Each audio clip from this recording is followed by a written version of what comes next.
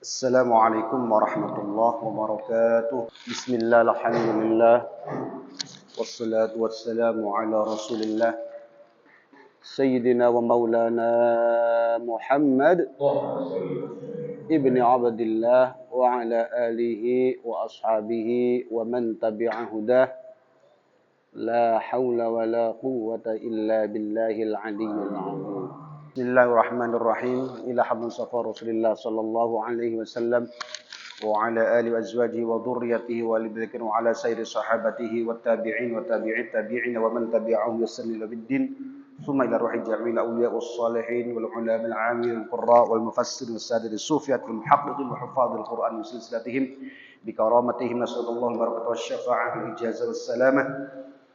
ثم الأرواح بين أمهات الواجد الإخوان والمشايخين وصلنا شيخنا المكرم كجو عمر صالح كمبك تربون وكجو محفوظ وكجو أمين الدين بندا وأبويا جعفر أخو صالح كمبك وأبويا أمين مبارك التسمية وأقسم بويا نووي عمر كمبك بكرامتهم نسأل الله البركة والشفاعة والإجازة والسلامة ونقصد إلى مؤسسنا في العلماء باسم شعري وشيخي بخبر بكر المدورة وكيم حسن كديري بكرامته ونخص إلى والدي عبد الله فالله يرحمه وعافيه واعف عنه جل ومن وصل إلى فروعه وصل إلى بوات مقبول مختار وضحاما من بسبع عبد الكريم مقدم بالدسر كما مقطوع مسكونه مقطوع صوده كما قام بمريا وفي الرحم وعافيه واعف واجعل الجنة مثوى مأواهم نكون بدخلهم ثم أرواح المسلمين والمسلمات والمؤمنين والمسلمين المغلومة غاربها بريا وبحر وعيا من شمالها من قاف إلى قاف لدن آدم إلى ابن القيامة شاء لله لنا ولهم الفاتحة.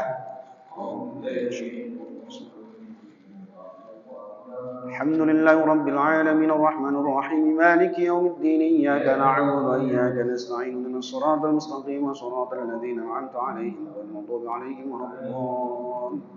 ونقص إلى مؤلف هذا الكتاب ومؤلف الكتب التي قرأتها بكرامتهم نسأل الله الرشد من شاء لنا ولهم الفاتحة. أعوذ بالله من الشيطان الرجيم بسم الله الرحمن الرحيم الحمد لله رب العالمين الرحمن الرحيم مالك يوم الدين إياك نعبد وإياك نستعين اهدنا الصراط المستقيم صراط الذين أنعمت عليهم غير المغضوب عليهم ولا الضالين آمين.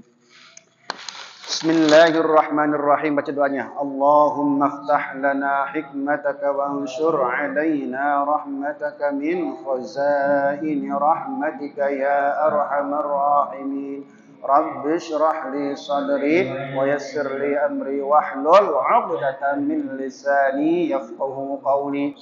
Bismillahirrahmanirrahim.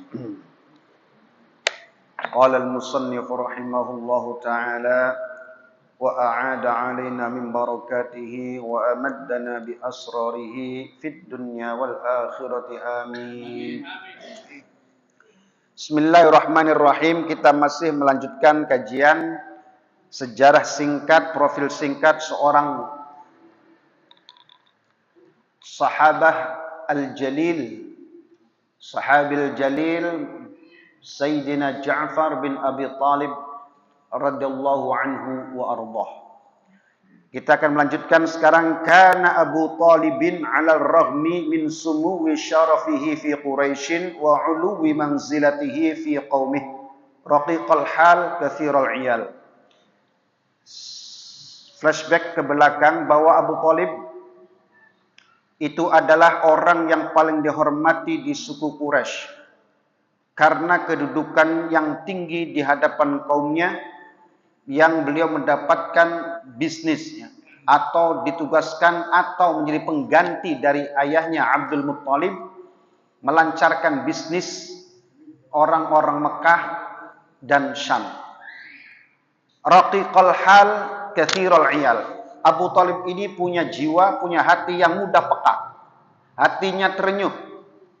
Abu Talib itu punya jiwa yang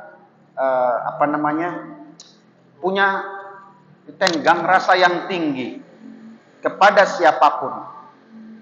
Dan ini diantara yang membuat orang-orang Quraisy Mekah memuliakan beliau, karena memang dari garis keturunan juga sebagai orang-orang yang mulia. Tetapi Abu Talib ini tidak Allah anugerahkan kekayaan materi. Secara finansial Abu Talib itu miskin, tapi keluarganya banyak. Nah, waqadiz Izdadat haluhu su'an ala su'in bisababi tilkas sanatil mujdibati allati nazalat bi Quraisyin fa ahlakatiz zar'a wad dur'a wa hamalatin nasa ala ayyakulul 'idhamal baliyah. Penderitaan, kesusahan Abu Thalib semakin terasa ketika datangnya musim kemarau. Di tahun itu yang terjadi sangat panjang. Su'an ala su'in. Sudah banyak keluarga, banyak anak, tapi keadaan harta yang minim. Sementara itu paceklik datang musim kemarau panas lama terjadi. Bahkan bukan hanya keluarga Abi Thalib, bukan hanya orang-orang yang sengsara, tapi tumbuh-tumbuhan pun, onta-onta, kambing, semua terkena imbas dari musim kemarau yang cukup panjang pada tahun itu. Ontanya kurus-kurus, kambingnya kurus-kurus, karena rerumputan tidak tumbuh. Karena panasnya luar biasa. Semakin sulit perekonomian di Mekah waktu itu. Termasuk Abu Thalib ini. Walam yakun hatani fahalakatiz zar'a wad du'a. Kambing banyak, onta banyak yang mati. Wa hamalatin nas ala ayyakulu al-'idhamal baliyah. Sampai masyarakat sekitar saking melaratnya, saking sengsaranya, ada yang mereka menjilat-jilat tulang-tulang onta, ada yang makan rumputan yang tersisa. Saking waktu itu di Mekah keadaannya sangat-sangat luar biasa pecekliknya. Kemarau panjang, tidak ada hujan, tumbuh-tumbuhan tidak tumbuh, korma tidak ada, kambing-kambing pada kurus karena tidak ada makanan yang dimakan. Onta-onta juga seperti itu. Walam yakun fi Bani Hashim yauma idzin, di saat itu di keluarga Bani Hashim, Aisaru lam yakun Aisar min Muhammad bin Abdullah wa min ammihil Abbas. Hanya dalam keluarga Bani Hashim saat itu ada 2 orang saja yang sedikit punya uang, yang sedikit tidak terlalu menderita, yaitu Muhammad bin Abdullah. Nabi Muhammad masih kecil, belum diangkat jadi nabi. Muhammad bin Abdullah dan pamannya yaitu Abbas. Lumayan. Abbas bin Abdul Muthalib, ya. Abu Thalib kan beda, Abdul Muthalib juga, ya. Jadi Abbas dengan Abu Thalib itu kan kakak beradik, ya, kakak beradik. Bapaknya Abdul Muthalib. Itu dengan Muhammad bin Abdullah sallallahu alaihi wasallam, hanya dengan beliau nih yang paling kaya lah kasarnya, yang punya duit. Faqala Muhammad lil Abbas. Nabi Muhammad, karena waktu ini belum jadi nabi ya, belum diangkat ternyata. Muhammad dan Abbas ngomong, dan Muhammadnya kepada Sayyidina Abbas, ya Am, hai paman. Am itu paman, khol paman, ammah paman, ammah itu adalah bibi, kholah itu bibi. Am dengan khol sama maknanya paman. Kalau am paman dari bapak, khol paman dari ibu, sama paman ya. Di bahasa Arab itu Pak, paman-paman. Kalau misalkan paman aja, paman dari pihak ibu, pihak bapak ya paman dan bibi. Tapi kalau Arab beda.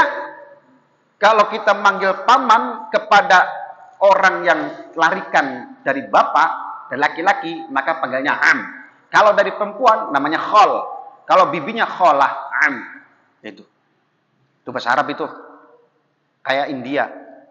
Hai paman laki-lakiku, ya, adik perempuanku, kayak gitu film India kan gitu, sebutin semua. Hai saudara kembarku, saudara iparku, sebut semua. Ya, bahasa Arab itu kayak gitu. Nabi Muhammad sallallahu alaihi wasallam berkata kepada Abbas, "Ya am, inna akhaka Abu Thalib." Sedulurmu wahai paman yang bernama Abu Thalib, katsirul iyal. Dia banyak keluarga. Wa qad asaban nasa ma taro min syiddatil qahti wa madadil ju'. Sekarang lihat paman Abbas, Abu Thalib kakakmu itu. Pada saat sekarang ini manusia atau orang-orang sekitar menderita. Lihat, sangat lebih menderita. Min syiddatil qahti, kemarau yang panas yang luar biasa panjang. Wa maudil ju', dan kelaparan terjadi di mana-mana. Pada lapar, kepalanya yang besar-besar aja. Badannya pada kurus-kurus. Lapar, orang-orang banyak yang kelaparan waktu itu. Fantaliq bina ilaihi. Ayo kita pergi ke rumahnya paman Abu Talib. Hatta nahmila anhu ba'du iyalih. Kita bisa ngambil di antara keluarganya, entah itu dari ponakan, dari anaknya, untuk kita ambil, ditanggung oleh kita. Kayak gitu. Kata Nabi Muhammad nih kepada Abbas. Fa akhudha ana fatan min banihi wa takhudha anta fatan akhar fanakfiyahuma anhu. Saya akan ambil satu di antara keluarga beliau, sampai juga ambil untuk membantu Abu Talib. Faqala Abbas. Abbas berkata, laqad da'uta ila khair wa habatta ala bir. Bagus itu, ide yang bagus Muhammad, kata Abbasnya. Ide yang bagus. Ayo kita ke rumahnya Abu Talib. Wa habatta ala birrin. Mereka memang butuh untuk kita tolong. Ayo. Jadi mereka berdua, Muhammad bin Abdullah atau Rasulullah SAW, waktu itu belum datang jadi Rasul, dengan Abbas pamannya datang ke Abu Talib. Summang tolako hatta ataya Abu Talib. Kemudian mereka berdua keluar sampai datang ke rumah Abu Talib. Faqala lah. Mereka berdua berkata. Kalau faqala, lanya panjang itu dua orang, ya. Kalau faqala, satu orang itu. Faqalu, berarti orang banyak itu. Ya, gitu bahasa Arab kayak gitu ya. Qala, qalu, qalat. Nah, gitu. Qalata, ya, gitu ya. Jadi kalau qalat, qala laki-laki. Kalau qalat perempuan yang ngomong. Kalau qalata atau qala, nah itu berdua berarti qala. Jadi kalau qalu mereka berkata.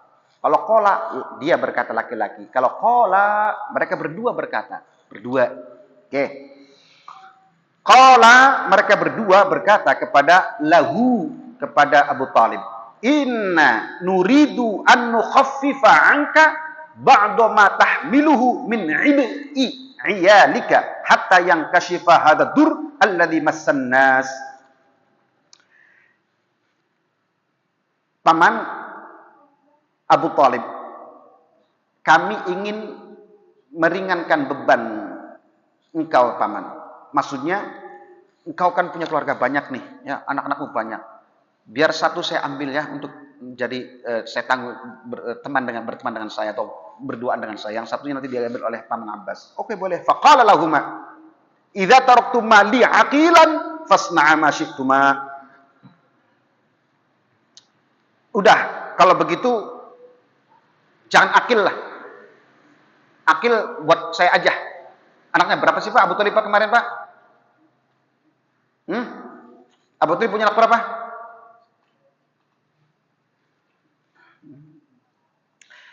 Abu Talib di antaranya adalah Aqil. Pertama Talib dulu, Aqil, kemudian Ja'far, ya, kemudian Ali bin Abi Talib. Udah jangan Aqil. Kalau Aqil buat saya aja di sini. Nah, kata Abu Talib, idza taraktum mali aqilan fasna ma syi'tuma. Yang lain aja. Oke. Aqil ini adalah kakaknya Sayyidina Ali. Sebenarnya setelah Talib baru Aqil gitu Pak. Siapa dulu? Talib, Aqil, Ja'far, Ali. Itu ya, Ja'far, Ali. Fa akhadha Muhammad aliyan wa dhammahu ilaih. Kemudian Nabi Muhammad ngambil Sayyidina Ali. Makanya antara Ali dengan Rasulullah itu sangat dekat hubungannya. Dari kecil karena Nabi Muhammad ngambil Sayyidina Ali. Rantang runtung main bareng berdua. Makanya akrab. Kemudian sampai besar, Ali malah diambil jadi menantu kan oleh Rasulullah, menikahi anaknya Rasulullah, Fatimah.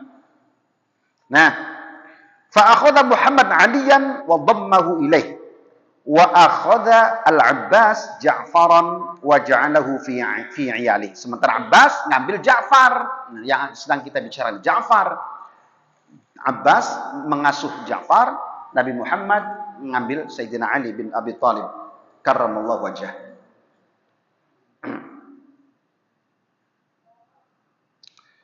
Karena memang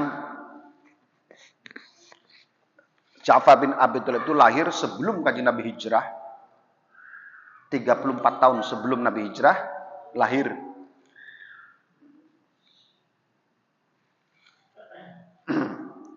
Kelahirannya di Tihamah, lahir di daerah Tihamah, Jabal Tihamah. Jabal Tihamah itu gunung-gunung kecil tapi memanjang. Itu membelah antara Mekah dengan Yaman, Pak. Itu namanya Tihamah. Itu jago, ada beberapa suku yang mendiami Jabal Tihamah yang terkenal. Mereka adalah jago-jago perang. Tihamah namanya itu. Nah, Ja'far itu lahir di daerah tersebut. Jadi meninggalnya perang Mu'tah. Nanti kita akan cerita tentang perang Mu'tah pada tahun 8 Hijriah. Mu'tah, apa Pak? Mu'tah pakai hamzah. Mu'tah. Mim wawu, nanti di wawu itu di atasnya ada hamzah. Mu'tah. Nama daerah. Akhirnya terjadi perang disebut dengan perang Mu'tah. Kalau Syiah, jangan keliru nanti. Ada istilah Syiah di antara nikah biasa, ada nikah lain yang namanya apa? Nikah apa tadi? Mut'ah. Apa namanya? Nikah mut'ah. Itu nikah yang ada dalam Syiah atau kawin kontrak. Nah, itu nikah mut'ah. Pakai ain, mut'ah. Kalau ini mu'tah. Beda ya? Oh, kayak perang ingin mu'tah dengan mut'ah beda. Kalau blenger, mabok, pusing, terus namanya apa? Keluar nih. Muntah. Beda lagi ya. Muntah. Mut'ah dan mu'tah. Mut'ah itu orang-orang Syiah punya punya kebiasaan mut'ah. Mut'ah ini halal bagi mereka, kata mereka. Mas ya, kata mereka kawin kontrak. 2 bulan beres tanpa ngomong aku talak kau, enggak. Tanpa ngomong itu beres sudah dengan sendirinya. 2 bulan itu harus wajib menafkah, wajib apa dalam 2 bulan ya. Itu kan kawin mut'ah namanya. Suami halal kata mereka. Kalau nanti dalam kontrak setahun misalnya, terus punya anak dia hak. Itu mut'ah namanya orang Syiah. Subhanallah, itu panjang pahalanya besar banget kawin mut'ah itu. Kata mereka. Makanya mereka gemar kawin mut'ah karena diiming-imingi hadisnya pahalanya luar biasa besar. Apalagi kemudian yang menikahi mut'ah itu orang soleh, para imam-imam mereka. Ngantri Pak. Jadi imam Syiah itu Masya Allah, ngantri. Bahkan kiainya, saya pernah baca itu di kitabnya. Ulama itu, istriku nanti kamu yang nikah setelah saya, gitu ya pesan-pesanan gitu Pak. Oh, orang murid-muridnya pada ngantri, anak-anaknya pengen dimut'ah sama bayainya. Kira-kira punya anak soleh-soleh gitu. Mut'ah. Asal punya anak aja lah. 2 tahun kontrak, setahun kontrak itu enak amat nih. Jadi ini setahun setengah ini 2 setahun yang penting punya anak dari dia. Wah, entah itu karena alim pinter soleh gitu. Nah, imam di Syiah itu selektif, nggak sembarangan. Orang dianggap menjadi imam Syiah itu benar-benar selektif. Dia tidak pernah kelihatan dusta, gak boleh kelihatan maksiat. Di masyarakat harus betul-betul tahu. Suci banget, Pak. Imam di Syiah itu harus betul-betul terverifikasi dengan sendiri oleh masyarakat, oleh turunannya, kemudian masyarakatnya. Gak sembarangan. Jadi kalau jadi imam Syiah, itu orang-orang dianggapnya orang suci. Makanya pada pengen dibut'ah. Anak-anaknya pada daftar tuh orang tuanya. 2 tahun Kiai, anak saya sok nikah setahun. Ya, berapa ini? 10 orang baris kan. Setahun, 2 tahun, setahun. Enak. Dan saya mendengar ceramah kajian di televisi Syiah di Qatar. Kan ada tuh banyak tuh. Televisi Ahlul Bait, televisi ini tuh. Macam-macam ya. Banyak tuh televisi Syiah. Saya sering pantang nongkrong lihat. Kan bukan jare bin jare. Katanya bukan. Tadi langsung kan. Televisi mereka gitu. Ceramah mereka. Orang Sunni yang pengen mut'ah, silakan. Tapi syaratnya harus masuk dulu ke ideologi Syiah. Kalau tidak masuk dan mengimani pondasi-pondasi yang dibangun oleh Syiah, ya tidak bisa. Maka saya kan Sunni, saya akan mut'ah, kan halal kata Syiah gitu. Nggak bisa, harus masuk dulu ke golongan mereka, baru kemudian boleh mut'ah. Tanpa ada wali, beres. Malaikat, pangeran yang nyaksikan, udah. Tuker mahar cincin aja beres. Soalnya ada nih Pak, dari keluarga saya yang ya udah jauh tapi nikah Syiah, cowoknya Syiah, dianya orang Sunni tapi pelangap-pelongo, nggak ngerti kesuniannya karena demen gaya, ya udah nikahnya itu di mana? Di tempat wisata, yang nggak ada siapa-siapa, tukar cincin, nikah aja, kamu jadi istriku, oke, terima, kabul, yes, berduaan be. Aku jadi suamimu, kamu jadi istriku ya. Iya, saya terima aku sebagai istrimu. Tak jadi tukar cincin beres kok. Lah, punya anak satu. Ceritanya satu, cerai. Saya kan 3 tahun soalnya ditunggal. Cerai. Ngomong sama saya, memang mau ngobrol perempuannya, masih dulur ya, walaupun masih udah jauh. Dia pengen balik ke Sunni setelah perceraian kan. Orang-orang pada ngomong nih sekitarnya. Itu tuh anak haram karena dia nggak nikah secara umum kan. Dia anak ini halal, kenceng saja masih halal karena saya menikah resmi dalam ajaran Syiah. Halal anak ini, anak bukan anak jadah, bukan anak haram, halal. Anaknya laki-laki, Pak. Lah itu minta ke saya gimana caranya untuk mengembalikan. Saya udah ragu, ke Sunni aja ragu karena selama bersuamikan Syiah dia banyak mendapatkan pendidikan, banyak mendapatkan pengaruh kan. Jadi ke Syiah juga karena cerai ya, nggak ada yang bimbing lagi. Ke Sunni juga ya pelangap-pelongo wong nggak dibimbang, nggak sana ke sini. Itu saya masih tahun 89 sampai 2001 saya di Tegal. Saya ngomong begini, saya masih bujang ya. Satu saat kalau Pak Ustadz nikah saya jadi istri ketiga, keempat siap, walah kayak gitu. Saking pengen kembali ke ajaran Sunninya. Dia sudah gamang, sudah ragu semua dua. Anda Sunni dan Syiah. Dah. Hati-hati ya, hati-hati. Kawin kontrak istilahnya. Mut'ah namanya. Mut'ah. Ada seorang, ini Pak, saya baca kitabnya dan ada kitabnya. Ada seorang Sunni. Dia juga memperbolehkan kawin mut'ah. Saya kaget sekali. Mana kitabnya? Kitab itu referensinya semua dari hadis-hadis kutubus sittah. Dari kutubus sittah. Induk kitab hadis yang 6 dalam mazhab, dalam aliran Ahlussunnah wal Jamaah. Bukhari, Muslim, Tirmidzi, Nasa'i, Ibnu Majah, Nasa'i, Tirmidzi. Ya, Tirmidzi, Bukhari, Muslim, Tirmidzi, An-Nasa'i, Ibnu Majah, satu lagi siapa? 6. Itu kitab itu hadis.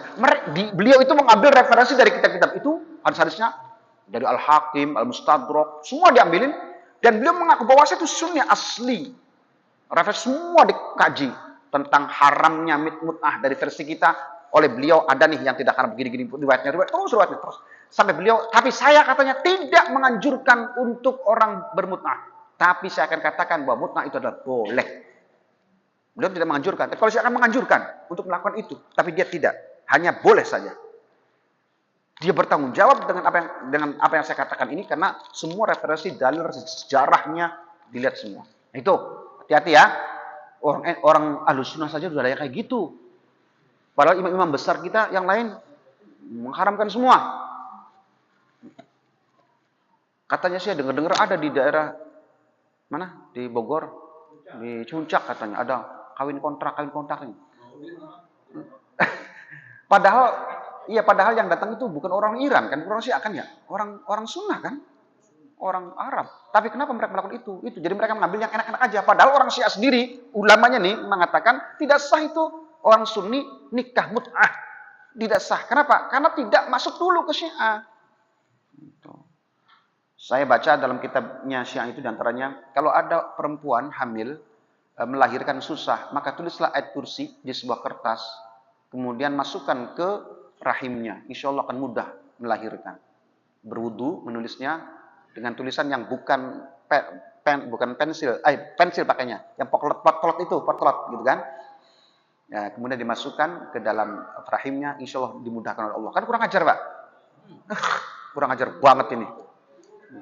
Masa nulis ayat Quran kursi dimasuk ke situ supaya mudah keluarnya. Aduh, ya Allah Gusti Pangeran itu. Itu kurang ajar kan? Kurang ajar. Kemudian Syiah itu meyakini begini, bahwa Sayyidatina Fatimah Zahra Al-Batul itu meninggal membawa kesan, pesan agar kita, atau Syiah nih, membenci para sahabat. Karena apa? Karena Sayyidah Fatimah itu, kata mereka, meninggal itu karena gara-gara para sahabat itu. Hanya 6 bulan sepeninggal Rasulullah, kemudian menyusul Sayyidah Fatimah wafat. Dalam pengasingan, dikucilkan, tidak dianut sahabat, gitu loh Pak. Tampuk kepemimpinan kekhalifahan diambil alih oleh Abu Bakar.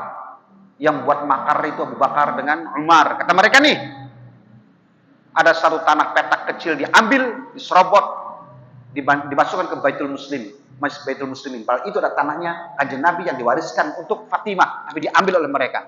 Kata Pak Syiah nih, jadi Sayyidah Fatimah itu meninggalkan dendam kepada para sahabat. Maka mereka dendam kepada sahabat kayak gitu, mengikuti Sayyidah Fatimah. Ini kan kurang ajar sekali Pak. Mereka bersuudzon, hakikatnya mereka suudzon.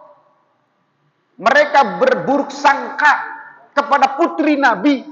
Sampai putri Nabi meninggal, wafat, meninggalkan dendam. Kan kurang ajar sekali itu.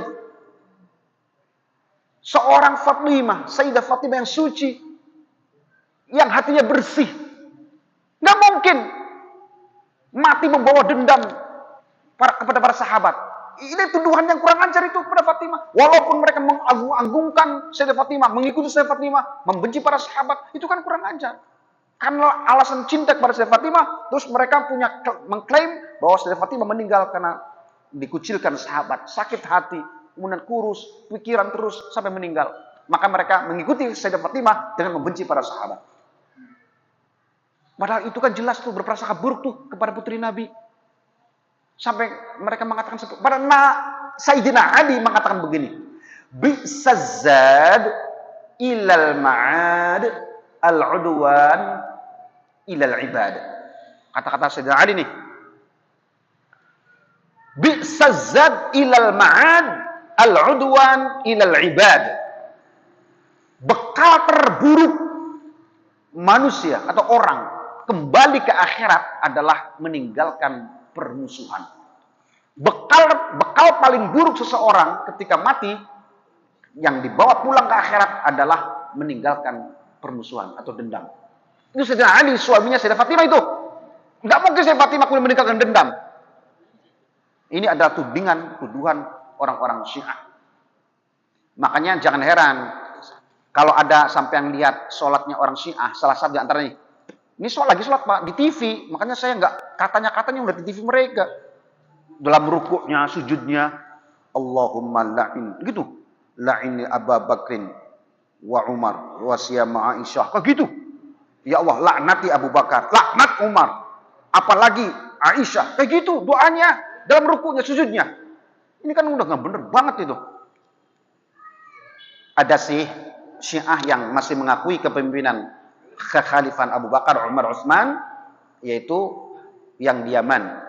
Syiah Ismailiyah, ada yang Syiah Zaidiyah. Mereka mengakui kepemimpinan kekhalifahan yang 3, tapi tidak mengakui keilmuan mereka. Mereka lebih mendahulukan Sayyidina Ali bin Abi Thalib keilmuannya. Maka mereka mengambil segala sesuatu dari Sayyidina Ali, tidak dari Abu Bakar, Umar, dan Utsman. Tapi mereka mengakui kepemimpinan kekhalifahan yang 3 sebelumnya.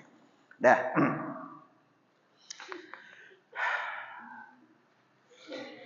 Falam yazal Aliyun ma'a Muhammadin hatta ba'athahu Allahu bidinil huda wal haq.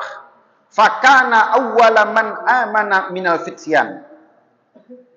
Kebersamaan Sayyidina Ali dengan Rasulullah sampai Rasulullah diangkat menjadi Rasul, menjadi Nabi, bidinil huda wal haq, maka fakana awwala man amana minal fityan. Dan pertama kali dari kalangan anak muda yang beriman kepada Rasulullah, percaya kepada Rasulullah adalah Sayyidina Ali bin Abi Thalib.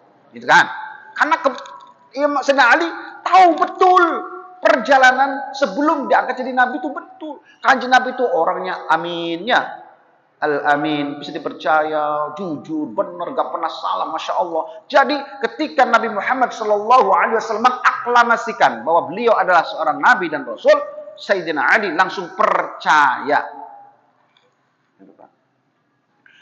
Wa dhalla Ja'far ma'a ammihil Abbas. Ja'far kemudian bersama Abbas hatta syabba wa aslama, sampai muda kemudian masuk Islam.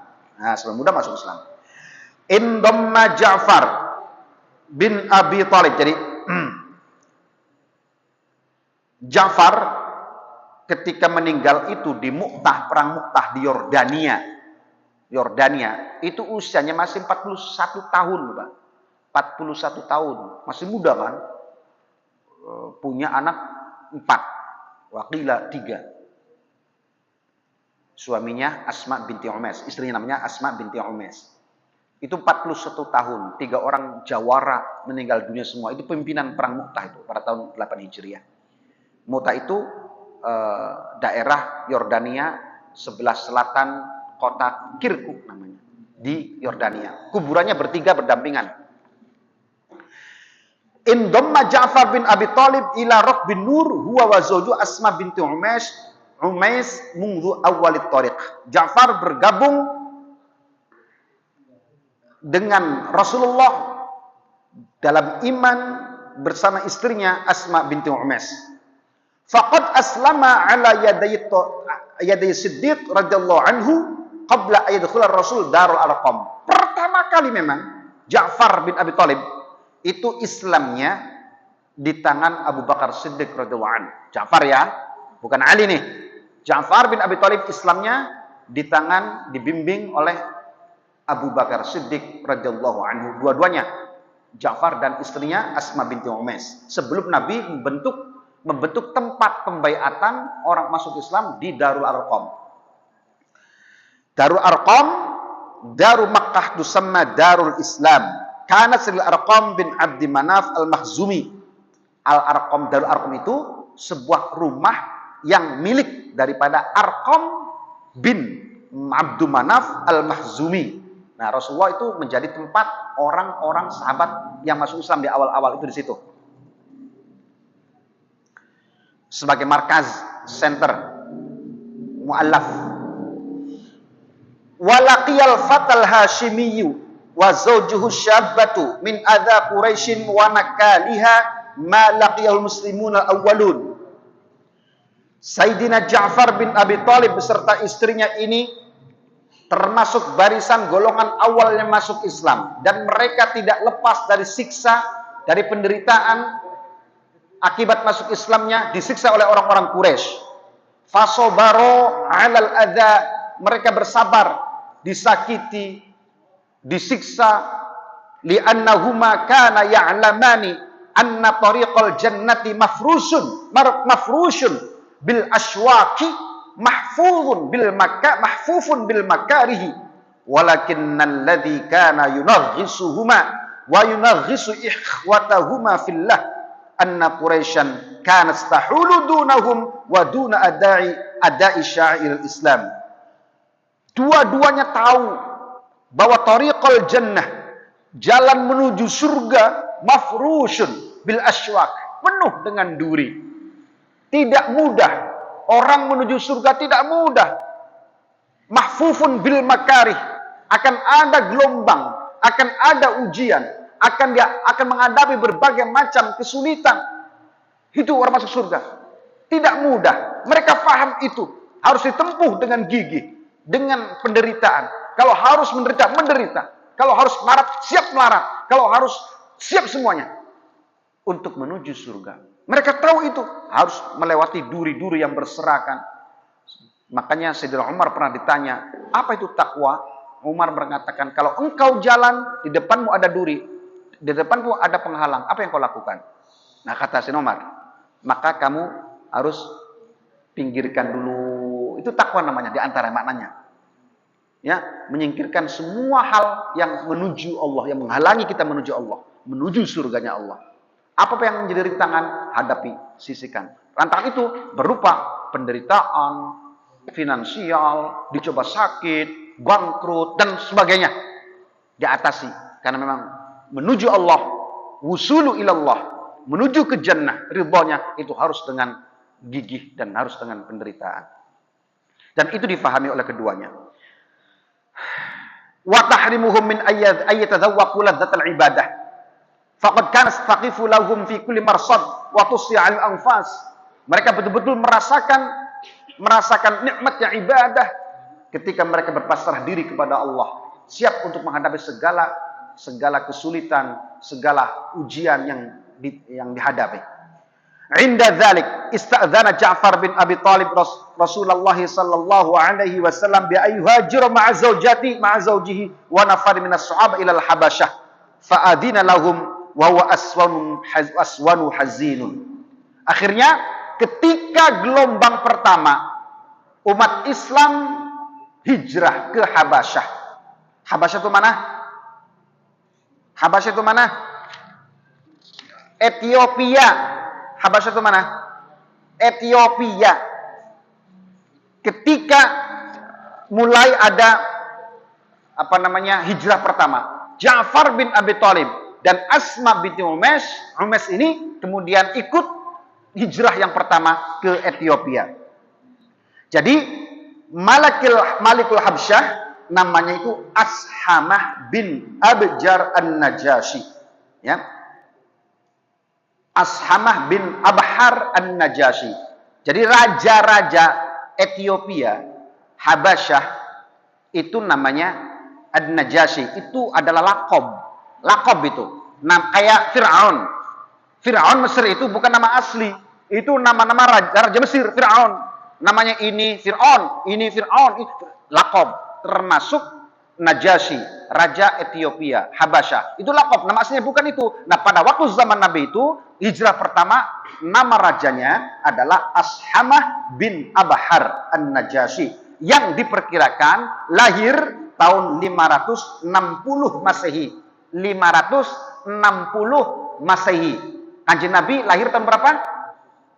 571 bulan April. Kanjeng Nabi itu. Nah, Raja Habasyah ini lahirnya 560 Masehi, wafatnya Oktober tahun 630 Masehi. Atau di bulan Rajab tanggal 9 Hijriah, bulan Rajab. An-Najasyi itu dimutlakan untuk raja-raja Ethiopia saat itu. Raja Ashamah atau Armah atau Asyamah. Ada beberapa riwayat yang mengatakan demikian namanya. Armah, Asyamah, dan Ashamah. Wafat di tahun 9 Hijriah. Wa qala an-nabiy sallallahu alaihi wasallam ashabihi. Wafat tahun berapa? Tahun 9 Hijriah. Malik ini nih, raja ini nih. Ashamah bin Abhar. Ketika meninggal di tahun 9 Hijriah, Nabi berkata kepada para sahabat, ukhruju fasallu ala akhillakum mata bi ghairi ardikum. Ayo kalian keluar semua. Salat ghaib nih, Pak. Salat ghaib untuk saudara kalian yang mati di bumi yang lain. Jadi maksudnya adalah Malik Ashamah bin Abhar. Fa kharaja bihim ila sahra wa safahum sufufan thumma shalla alaihi salatal ghaib wa kana dzalika fi syahri Rajab. Itu terjadi bulan Rajab tahun 9 Hijriah. Kanjeng Nabi salat ghaib dengan para sahabat mensolatkan jenazahnya, salat ghaibnya si raja Habasyah yaitu Ashamah bin Abhar An-Najasyi. Hijrah pertama orang Islam ke Habasyah itu berjumlah 80 laki-laki. Laki-lakinya selain anak-anak dan perempuan, 80 orang. Hijrah ke Ethiopia dari Mekah karena disakiti terus, didolimi terus oleh orang Quraisy. Itu terjadi hijrahnya sempurna itu 2 kali. Itu antara tahun 610 hingga 629 Masehi. Itu 2 periode, 2 gelombang.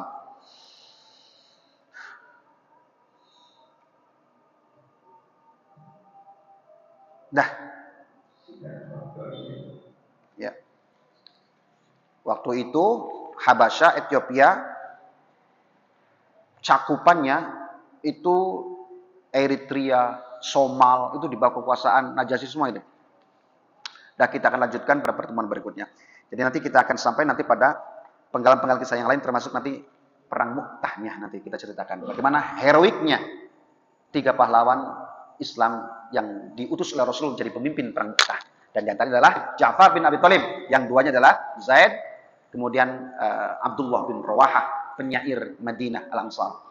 Dah baca doanya bismillahirrahmanirrahim. Allahumma inni astaudi'uka ma 'allamtanihi fardudhu ilayya 'inda hajati ilaihi wa la tunsinihi ya rabbal alamin. Subhanakallahumma wa bihamdik asyhadu an la ilaha illa anta astaghfiruka wa atubu ilaik. Bismillahirrahmanirrahim. Wal 'asri innal insana lafi khusr illa alladziina amanu wa 'amilus solihati wa tawashaw bil haqqi wa tawashaw bis sabr. Assalamualaikum warahmatullahi wabarakatuh.